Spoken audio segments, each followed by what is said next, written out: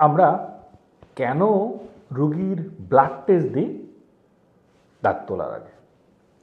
আমাদের ক্লিনিকে রোগীদের মোস্ট কমন কোশ্চেন, আগে এটা খুব বেশি কোশ্চেন করতো, এখন একটু কম করে, ডাক্তার সাহেব ব্লাড টেস্ট কেন করতে হবে? আজকে একটা ছোট্ট ইনসিডেন্স আপনাদের কাছে শেয়ার করি, তাহলে আপনারা অ্যাকচুয়ালি বুঝতে পারবেন আমরা কেন রোগীর ব্লাড টেস্ট করি।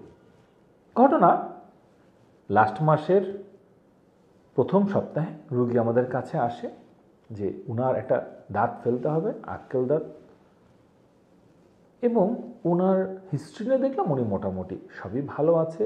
হিস্ট্রির মধ্যে যেটা আছে, উনি কয়েকদিন আগে, অ্যাপ্রক্সিমেটলি 10 দিন আগে ওনার ডেঙ্গু ধরা পড়েছিল। ওনার হিসাবে এটা মেজর কোনো কিছু না। আমরা ওনাকে জিজ্ঞেস করি ওনার প্লাটলেট কাউন্ট কত, তো উনি বলে 2 লাখের মতো ছিল শেষের দিকে।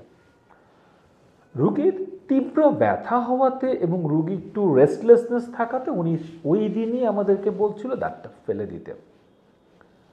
আমরা সাধারণত ইনস্ট্যান্ট দাঁত ফেলার পক্ষপাতী না, unless there is some pus or some regular রুগী হলে আমরা ট্রাই করতে পারি।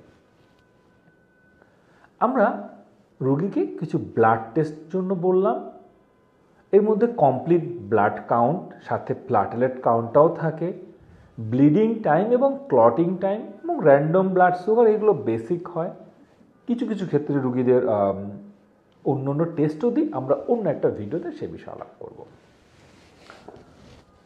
রুগী সাধারণত যেই রিয়াকশনটা আমাদেরকে দেয়, সেই রিয়াকশনটা দিন ডাক্তার সাহেব আজকেই ফেলে দেন, তীব্র ব্যথা, ঘুমাতে পারছি না।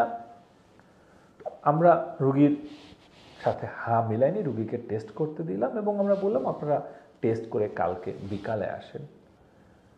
তো পরের দিন রুগী আমাদের চেম্বারে আসে নাই, এবং রুগীর সাথে আমরা 2 দিন পরে ফোনে যখন আমাদের রিসেপশন থেকে কথা বলা হয়, ওনাদেরকে রুগী জানতে পারি যে আমরা রুগী আইসিইউতে আছে, অবস্থা ভালো না। আর 2 দিন পরে অ্যাকচুয়ালি রুগী মারা যায়।